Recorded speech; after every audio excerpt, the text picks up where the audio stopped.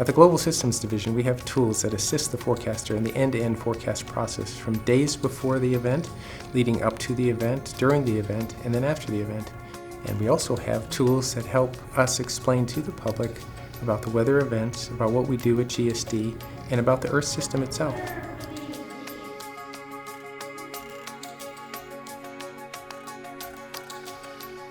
Days before a storm develops or moves into the United States, we have tools that help predict them.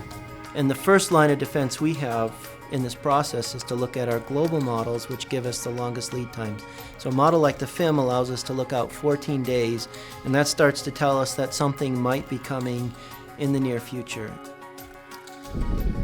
As the storms approach where we live, then we switch to another kind of model, a regional model, the HER, and this allows us to track the storms at very fine detail and with very frequent updates, to track that storm as it approaches us and to provide us the kind of information we need to save lives and property. So in GSD, one of the exciting things is that we have people who are working on the tools to assess the model side by side and shoulder to shoulder with the people actually building the models. And that allows us to efficiently and effectively assess how well we're doing in making weather forecasts.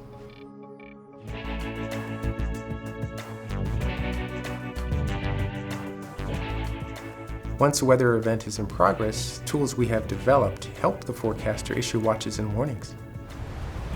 When weather happens, we need to get information out very quickly. Seconds matter.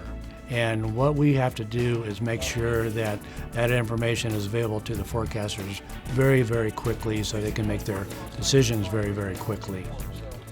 The primary system used by the National Weather Service to both ingest, analyze, display, and produce forecasts is called AWIPS, and that was produced by GSD.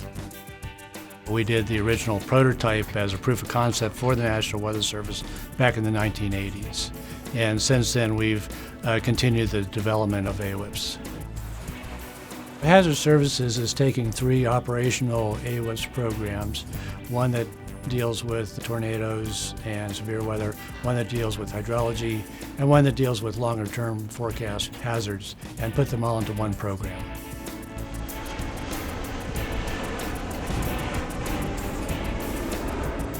Aviation is impacted by all kinds of weather events, and we do the research and development to try to mitigate those impacts.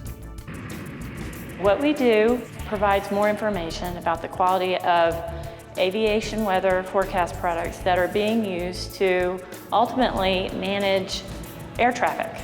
And so the better the quality of these products, the safer aviation is. Insight is a tool that is intended to support aviation weather forecasters. And so it provides information from multiple weather products, and it blends this information with air traffic to highlight potential impacts to aviation.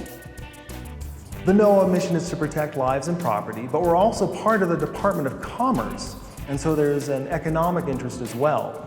With Insight, we certainly protect the airplanes by helping say, don't fly there are thunderstorms. But if we can do the reverse and say, this route is okay, and you'll save some fuel by taking it, well then we help the commerce as well. So there's sort of both pieces that our group looks into. Insight is an example of research that we're working on at GSD that will transition to operations. So this next year, we're going to begin working on the transition process to National Weather Service operations.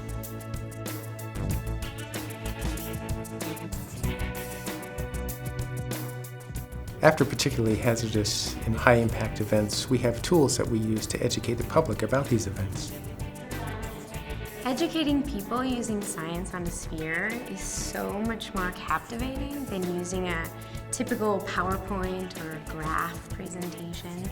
I think when people see data visualization on a big sphere, it really makes light bulbs go off in their head.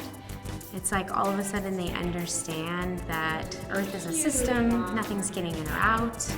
Everyone they've ever known, anything they've ever known is actually right there. I think it can be very impactful. So what I can do is I can just toggle that cloud. Within our group here, we're working on bringing science on a sphere to the classroom. with a downloadable flat screen personal computer version of Science on a Sphere, which should help teachers bring this kind of data visualization into the classroom to make it a little bit more tangible for students. So we're hoping that thousands of teachers will do that and have access to that.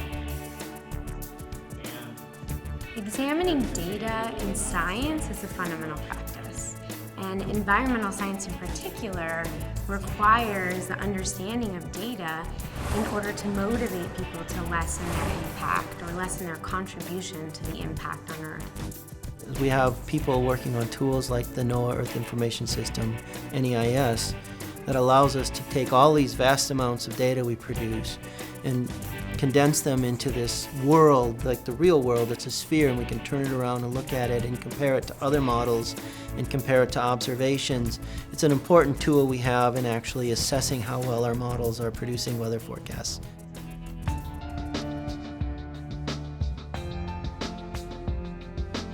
The breadth of GSD's research and development helps support the forecast process from end to end and helps support an evolving weather service. What we're doing is working on pretty much all aspects of how to make those products better and information better to the public so they can be better prepared for weather when it happens. And in the end, we're going to do what we set out to do collectively, which is to have a weather-ready nation.